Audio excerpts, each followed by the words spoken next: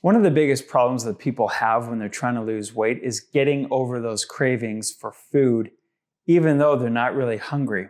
That can be a real issue. So let's go and figure out how we can get rid of that feeling of wanting to eat food, even though we're not really that hungry. Before we get into the reasons, I always tell everybody, you have to first seek to understand. Understanding why your body is feeling this way is imperative for you to be able to overcome it now and even into the future. Because guess what? These feelings will come again. So the reason why your body will feel this way, a couple things actually. One is that you have been habituated to eat.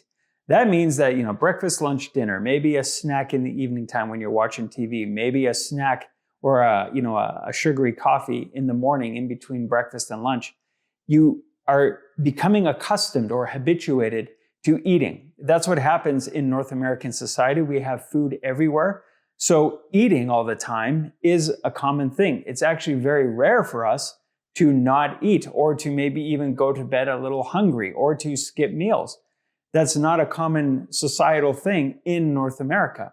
So when our brains and our bodies become used to eating all the time, then it's just like a habit that comes. At certain times in the day, our brains kick in and say, hey, remember we ate at this time every day for the last year. And that could be mostly like a nighttime snack. The nighttime snacker crowd, this is where that habituation really is a tough thing to break because their brains are so used to having that feeling of eating at that time of night. So let's get into what you can do. Number one is you want to start with trying to drink a big glass of water. If you drink a big glass of water, that will distend the stomach. One of the reasons why you feel this feeling is that when the stomach descends or shrinks, then your body will release a hormone called ghrelin. When ghrelin is released in your bloodstream, it goes to your brain, and then your brain say, hey, wait a second, you know what, I'm feeling a little bit hungry, or maybe I need to eat food. And it can be varying levels, but if it just maybe shrinks a little bit, and even though you may not feel totally hungry, you're like, oh, wait a second, maybe there's something a little bit there. So to get rid of that, you can drink a big glass of water, which will then expand the stomach and hopefully shut down that hormone production because now your stomach has expanded. Another thing you can do is go outside and go for a walk. One of the reasons why we feel this way, as I mentioned before, is because we're so used to eating at certain times of the day. In order to shake that, in order to get rid of that, we have to do something a little bit different. We have to do something that takes us out of our normal pattern. Because if we're taken out of our normal pattern, then our brain gets a little bit scrambled and thinks, oh, what's going on here? Like, this is new, this is different, why are we doing this? And then the common feelings that you will feel of hunger or boredom or something like that will go away because your brain is being stimulated to do something new. Think back to, let's say you just started a job, or let's say you're a new mom and you have a couple kids running around your house. Because it's such a new experience, you have the pressure of the job, maybe the pressure of dealing with young children, that your body will say, oh, I got to deal with this and deal with that. And then it kind of forgets to eat. How many times that when you're really busy and doing something, oh, I didn't even have my morning snack that I usually have. So when we stimulate our brains and our minds with doing new activities or doing different activities than what we used to, then those hunger feelings can start to go away and those cravings can start to go away. One of the best things you can do is go out and just go for a walk for 30 minutes because it'll take your mind off the food, off the cravings, listen to a podcast and just say, oh, okay, I'm going to think about something else. And a lot of times when you come back, the cravings will be gone.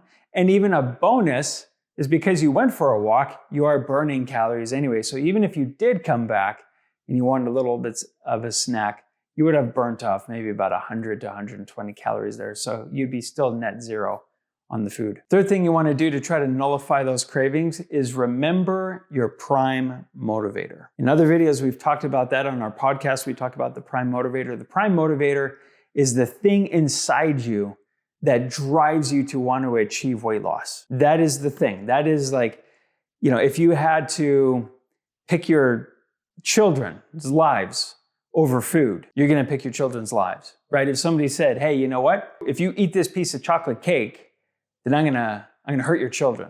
Well, obviously, what are you going to do, right? You're going to protect your child. That's what I'm talking about, the strength of the prime motivator.